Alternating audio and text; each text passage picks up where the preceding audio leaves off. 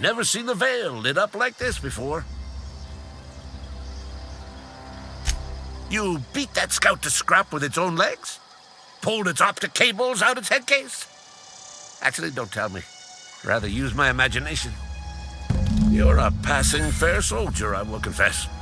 But you are one, and the enemy is legion. What you need is an equalizer, a weapon to strike fear in their cold, mechanical hearts.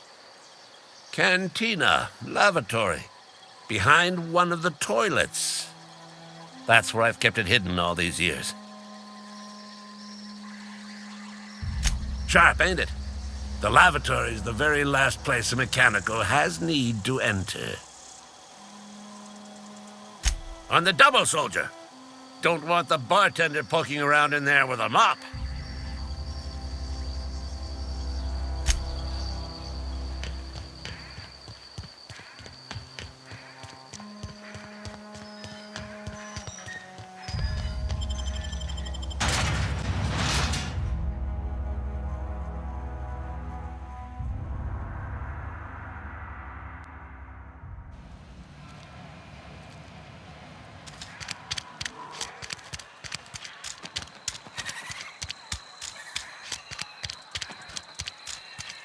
Something got you down?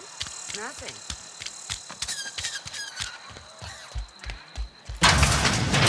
You're not a big drinker, are you? Only the party.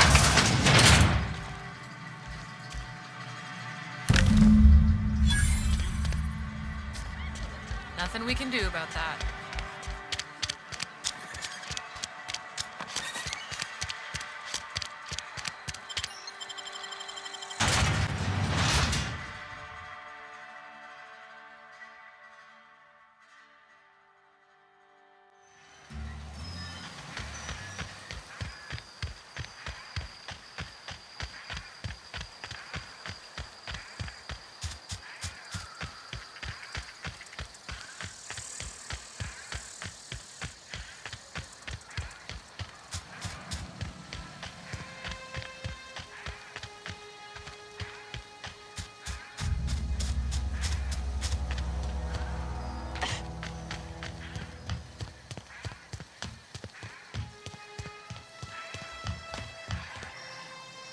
Never seen the veil lit up like this before. Feast your eyes, soldier. This here is a genuine Spacer's Choice injury customizing unit, designed to deliver a lethal blast of electrical discharge. I call it the Hand of the Law. You ever want to see a mechanical flailing around like a grounded fish? You stick a couple thousand volts in its guts. With compliments from old Ludwig. Fun. This ain't some quarterly performance review, soldier. Ours is a grave and sacred duty. Time's come for you to journey down into the black heart of the enemy's camp. I'm talking about the old geothermal plant. Unfortunately, the old plant lies outside my board-given jurisdiction. You'll need to get a passcode from the boss, Reed Thompson. I've been after a passcode for years. Boss said no on account of my gross incompetence with all matters related to security.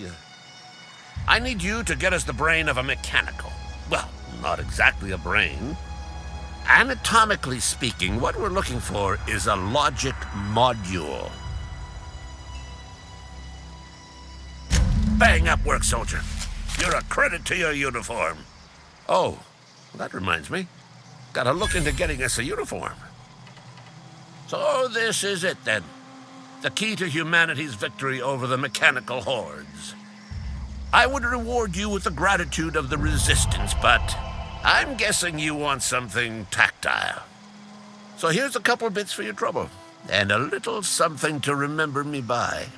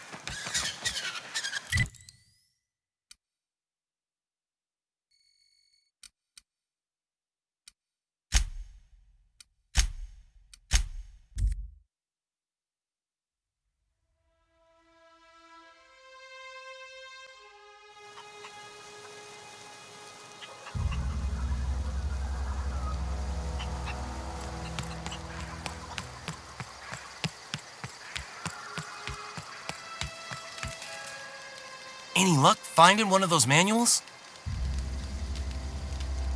No kidding! Really? Well, which one?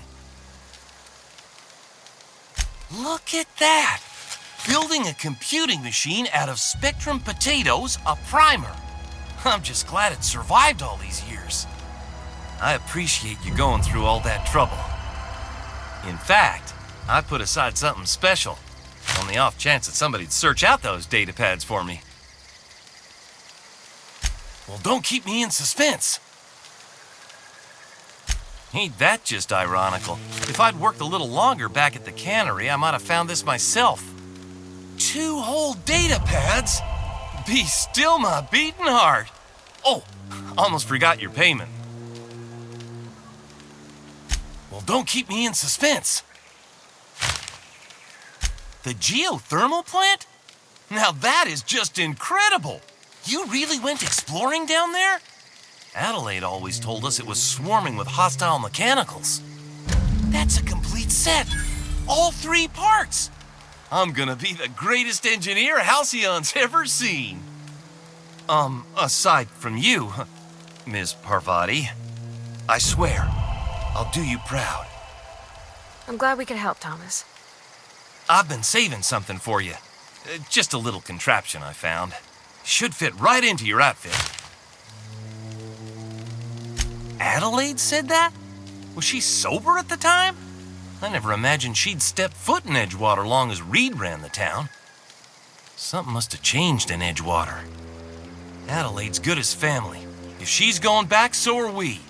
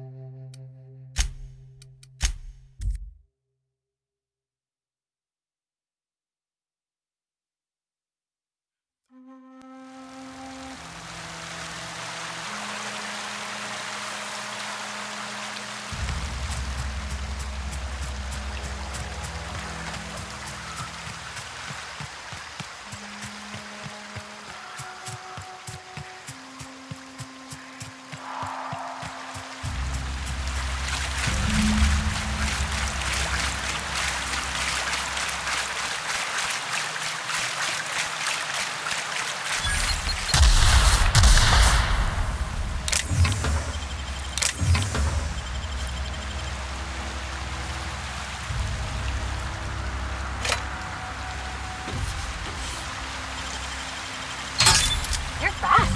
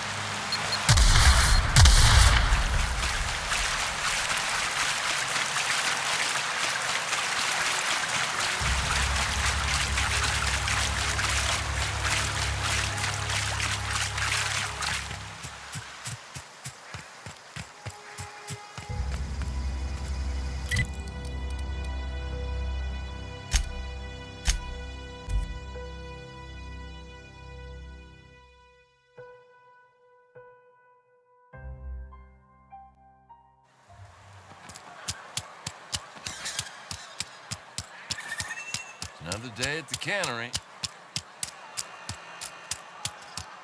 Wonder if the plague's ever gonna pass.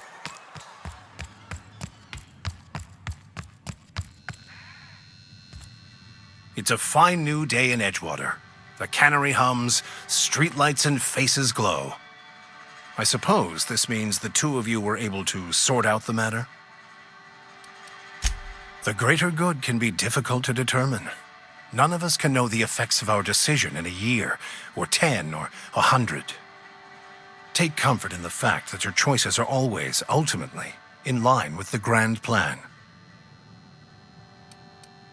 From our own graveyard, just outside the gates, and Silas had not even an inkling. What do they pay the man for? He spends all day digging graves, Vicar. Sir. Sometimes he's got to sleep. Yes, of course. My reaction was unreasonable. I'd need to give it careful consideration before answering. If it does improve the soil, it would seem to be a benefit overall. Once the spark of life is fled, the mortal form is but unanimated matter, comprised of the same elements as the rest of the universe. We inter for the comfort of the living, not the benefit of the dead. While distasteful, I would judge Ms. McDevitt's actions beneficial to the greater good. Only to the feelings of the living. The dead are no more concerned with their corpses than a snake is with the skin it shed. The greater good is to tend to the needs of the living, not the dead. Wonderful. This is fantastic. Well worth all the sacrifices Wait. What the fuck is this? Is this French? I can't fucking read French. It's a law-forsaken joke is what it is. French. Ha! I was so high and mighty, preaching to the yokels about following the plan, while fighting it at every turn. Well, yes. But I assure you, it was not for personal gain, only for the greater good. I've spent my life searching for the keys to unlocking the secrets of the universal equation that underlies the plan. I had hoped this book held some of those answers. I became so desperate, I even got myself assigned to this plague-ridden backwater to find the damn thing. All the time and suffering I've spent. Wasted. Please. As if my life should have no greater meaning than proselytizing to a bunch of feeble-minded wretches. Nothing could be more excruciating than discussing the true nature of reality with people who have no interest beyond their next Aetherwave program. But that's neither here nor there. What I need to do now is to find a translator, obviously. But to do that, I'll first need to secure transport. You have a ship. Perhaps I could make myself of use to your crew. Certainly.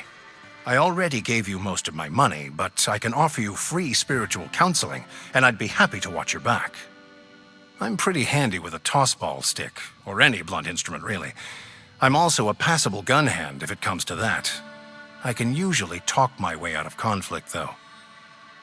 Oh, I'm fairly competent at hacking computers as well. Fantastic. I promise you won't regret this. Edgewater's gonna miss you. Folk here always had good things to say about their vicar. Thank you, Ms. Holcomb. I'll be glad for the change of scenery, and to leave this place behind. It is my esteemed pleasure to serve as your crew vicar, Captain.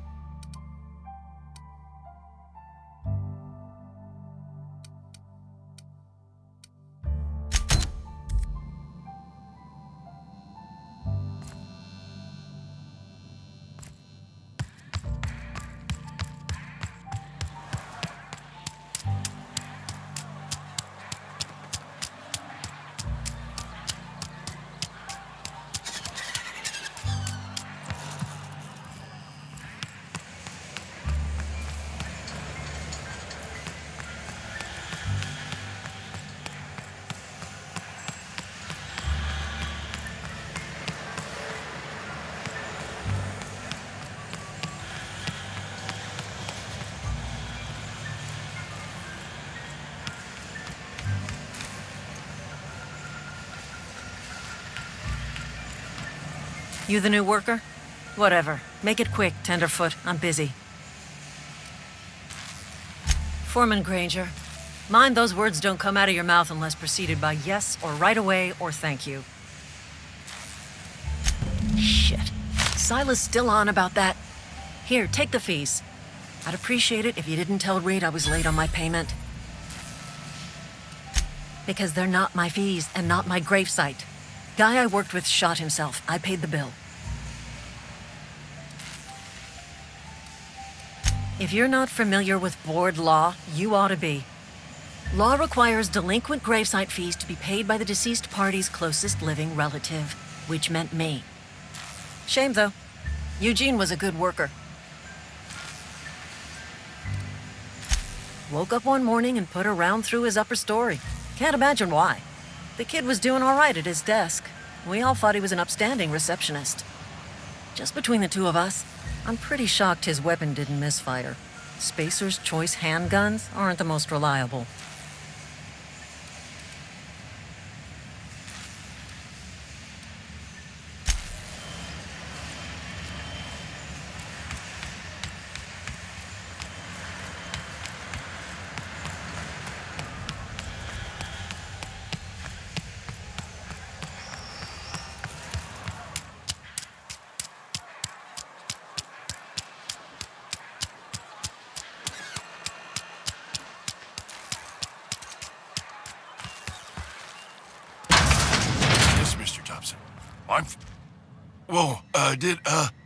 Did Mr. Thompson send you?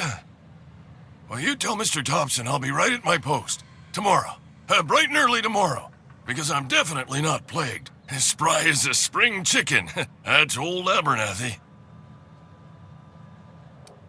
And what are you doing here? Visiting? Well, let me give you the grand tour. This here's my domicile, and there's the door. What? No. I mean, I might be. That depends on who's asking. Silas knows, doesn't he? That's why he sent you. That's why he wants me to pay up.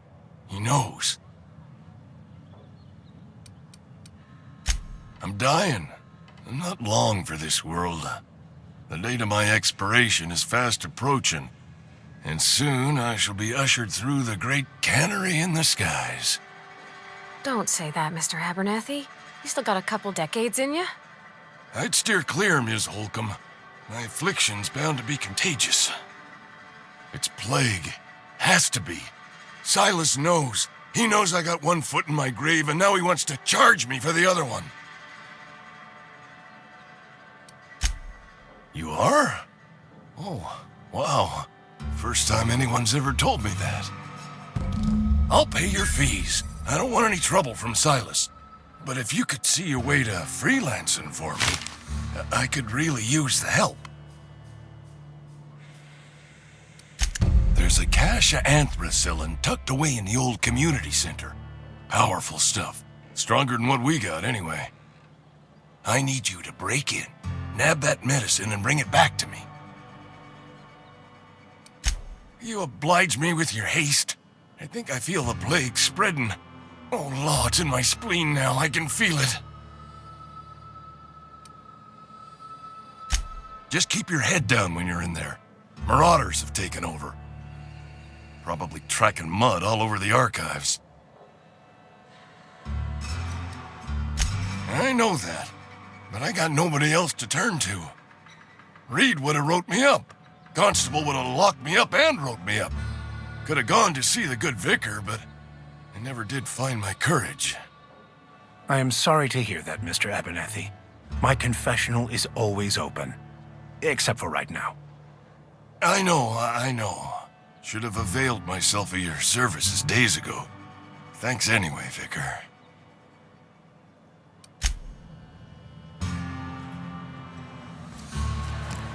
You're making a mistake working for Abernathy. Excuse me. I'm Esther Blaine, Spacer's Choice Actuary. I overheard your talk with Abernathy. I hope you're not thinking about getting him that medicine. Abernathy is a well-known hypochondriac. Anthracillin is wasted on him. You're better off selling it to me instead.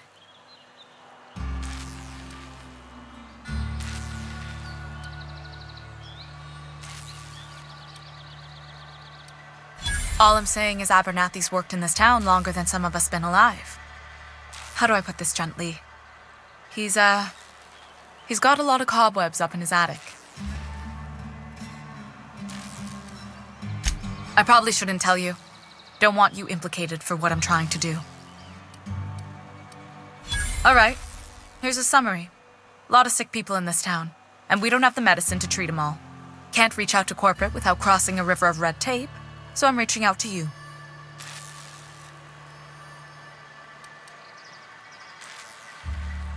I'm paid better than Abernathy.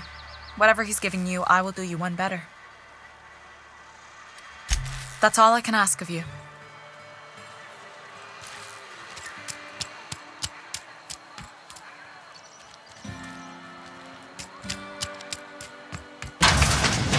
I can cut my own hair.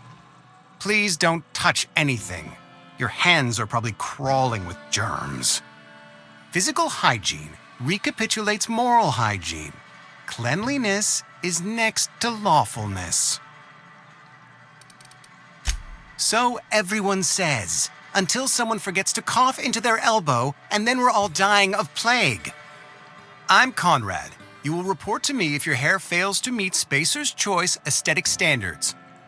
You will also report to me in the event of your death, whereupon I will clean and prepare your remains for interment. Gravesite fees. Silas and I had talked about this at length. I thought I'd made it clear my pecuniary situation precludes the necessary restitutions. As broke as pie crust, friend. Bidless, indigent, destitute. I simply cannot afford it. I am a blemish on the prosperity of our fair settlement. When I expire, I expect Silas to toss my body into a ditch. With what? My own blood? Tell Silas I can't afford to pay, and that I fully expect to have my medical rights revoked for this dereliction. With my apologies. Some time ago, I fell ill with the plague. By the grace of the law, and through my own hard work, I'd proven worthy of treatment. Frankly, I don't imagine I'll earn that right a second time. The barber work hasn't been profitable, you see. I've had to keep this old place running with my own savings. Not a bad idea. But I'd need some kind of collateral. My pair of lucky clippers! No, that won't do. Your idea intrigues me, but I'm afraid I don't have anything to give Silas. I'm open to suggestions. Much obliged.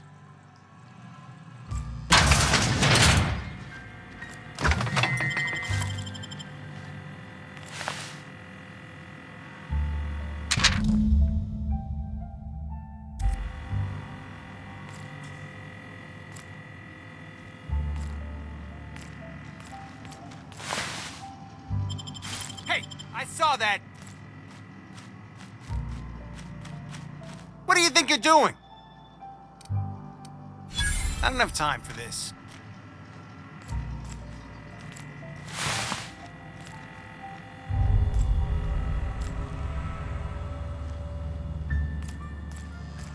What can I do for you? You know about Eugene? How? Then, you know Phyllis suggested selling off Eugene's gold teeth. I didn't approve of the idea then, and I don't approve of it now. Eugene's golden teeth were a family heirloom, representing 3 generations of poor dental hygiene. He took them to his grave. That's unthinkable. Eugene's body and all rare earth minerals contained therein are solely the property of Spacer's Choice. I can't ask Silas to dig up a man's body and pry a few teeth loose from his jaw just to pay my bills. Can I? Are you asking rhetorically? Because if you're being serious... Ugh, gross. Desperate measures, Miss Holcomb. Desperate measures. I'm going to have to ask Silas to dig up those teeth. It's the only way I'm paying my gravesite fees. I'm sure that I have no other choice. Here you are. Gravesite papers affixed with my signature and an IOU. Eugene was not a suicide. He put a bullet in his brain, yes, but that's largely a technicality. I was the one who prepared Eugene's body for interment. I discovered symptoms of the plague on his corpse, and I discovered medicine in his pocket. Lots of medicine. Eugene overdosed on adrenatime, which is known to cause psychosis and paranoia as possible side effects.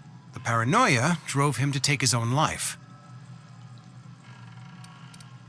It's a miracle of bureaucracy. If Eugene's death were filed as a suicide, we'd all pay the price for his crime. We can all thank our lucky stars that young Eugene was hopped up on medication and suffered its predictable side effect. I included it all in my official report. I'd like to think I saved Edgewater a great deal of money. We never could have paid the fines associated with a suicide.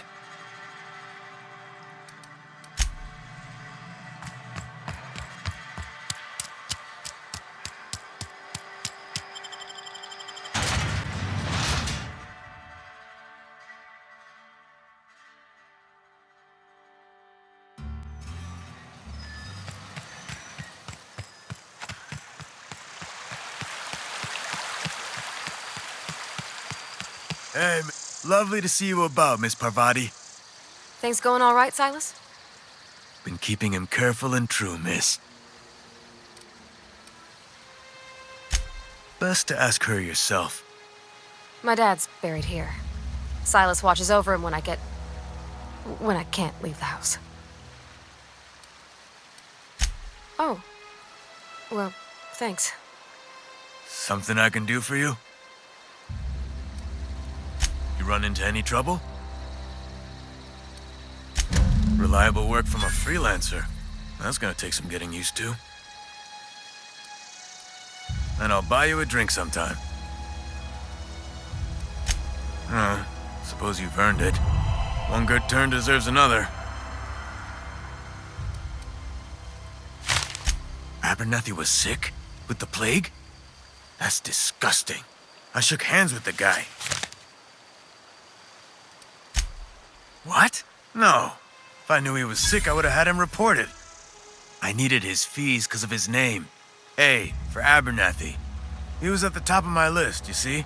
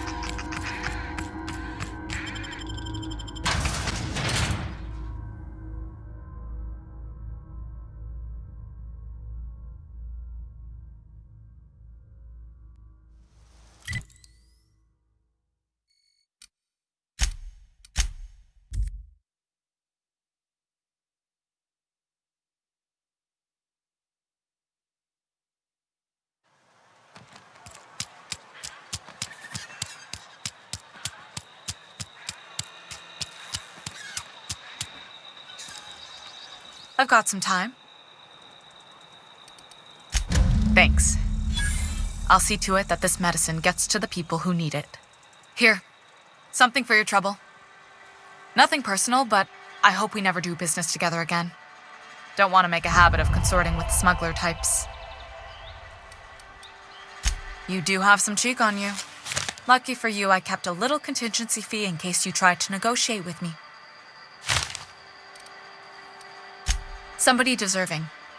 Silas on account of him being out in the cold. Amelia seeing how she's around people all the time. Anybody in the sick room?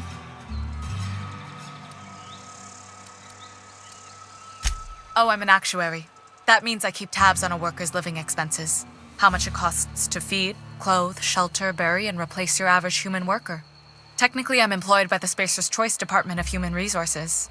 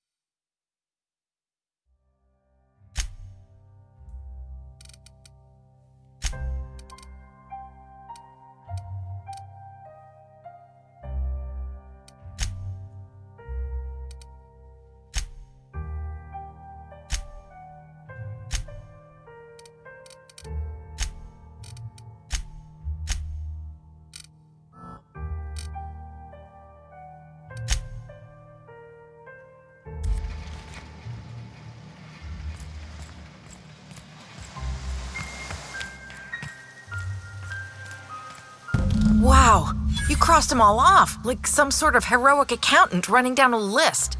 Teach me your ways. What? You mean Adelaide's little congregation of nature-loving nobodies? I could not possibly be less interested in them. You, on the other hand, you were a sight to behold. If I had half your skills, I'd be the greatest outlaw the coast has ever seen. Why? Adelaide wants me back on garden duty or something? Thanks, but I'm not going anywhere. This is where I belong.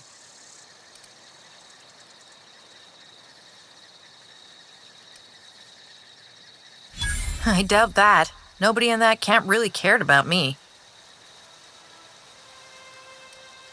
Yeah, I suppose you're right.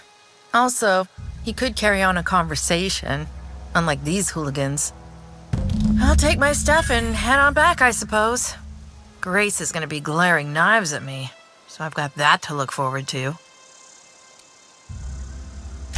I'm great at clarifying. No. I insinuated myself into their company, see? And they didn't seem to mind one whit. I may have bartered them a few boxes of Adrena time, but yeah, I'm sure that's got nothing to do with it. I don't know. The vital processes that constitute the miracle of life are mysterious and unknowable. Oh, you mean around these guys?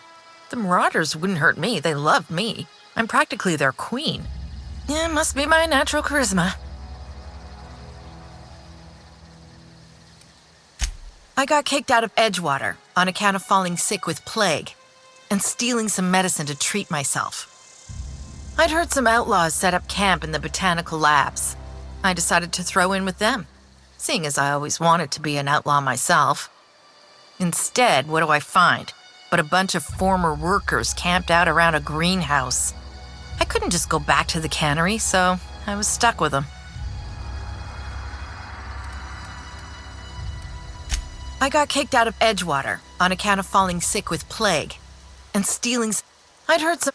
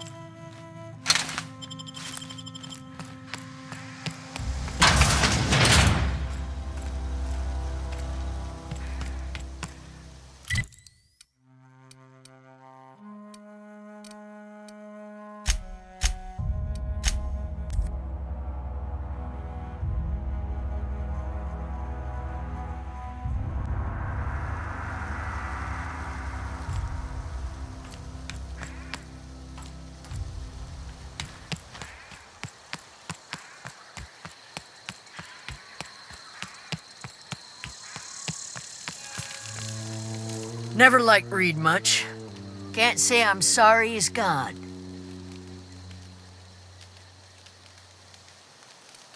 We didn't always get along, but I'm glad to know she's safe. What happened, anyway? Zoe joined up with a band of marauders. Zoe. The same Zoe who doesn't know a barrel from a trigger. Well, I've heard stranger things. You pretty much did my job for me.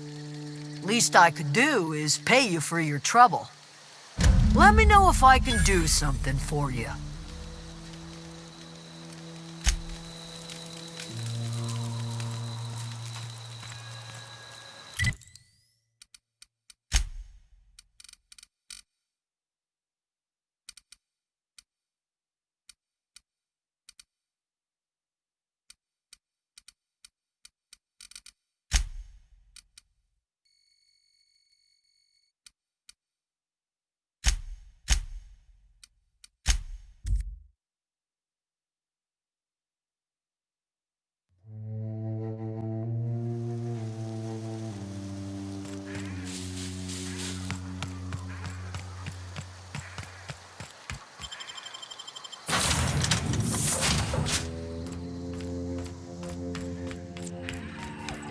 Welcome back, Captain.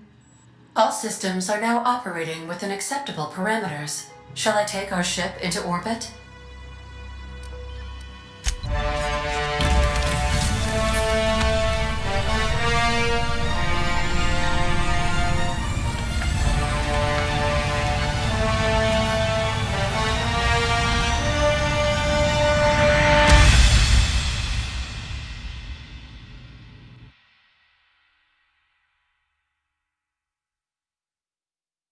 We have received a communication request from Dr. Phineas Wells. Aha, there you are. Hale and hearty, and captain of your own ship. I see you're putting the unreliable to good use. Shame about her former captain. Horrible way to die. How are you feeling, by the way? I lost track of you in that cave back there. Experiencing any, unnatural drippage? Perfectly normal side effect of thawing, I assure you. What you saw in Emerald Vale is happening all across the colony. Food shortages, lack of supplies, and basic necessities. We're dying. The chairman, the minister, and all their lackeys on the board are to blame. The Hope has some of the brightest minds Earth ever sent us. If we can revive the Hope's colonists, they can help us undo the board's mistakes. They can help us set things right. You need to get to Stellar Bay on Monarch. I have contacts there. They'll help me, help us, find the chemicals to revive your fellow colonists. Gladys Kelly, lovely woman, runs a cozy little black marketing outfit on the Groundbreaker. She can get you a nav key to land on Stellar Bay. Excellent. I'll send her a wireless. Let her know you're coming. By the way, I gave Captain Hawthorne a disguise apparatus of my own design, cutting-edge technology, years ahead of its time. I call it the Holographic Shroud. I'm sure it will prove remarkably useful to you. You'll find it in the captain's quarters. Excellent. I'll contact you once you've found a way to get to Stellar Bay. If you have any questions, come see me in my lab. And remember, don't trust the board. They'll try to win you over with promises of wealth and power, but it's a lie. The board's only interested in filling their own pockets. If we don't put a stop to them, they're going to run this colony to the ground. Transmission ended. If you are ready to depart, please select a destination on your navigation terminal.